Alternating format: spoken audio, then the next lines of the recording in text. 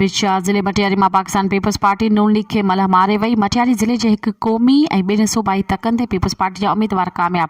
क़ौमी तक NA 216 जे 320 polling stations में PP उम्मीदवार मखदूम जमील जमा 1,24,536। नवाज़ लीग उम्मीदवार बशीर अहमद मेमन 80,436। बे पासे सूबाई तक ते PS 56 जे 159 पोलिंग स्टेशन्स में PP उम्मीदवार मखदूम महबूब जमा 72,178। नवाज़ लीग उम्मीदवार नसीर मेमन 35,432। सूबाई तक PS 57 जे 151 पोलिंग स्टेशन्स में PP उम्मीदवार मखदूम फ़ख्र जमा 52,175। GD उम्मीदवार सैयद जलाल शाह जामोट 44,873 वोट खया।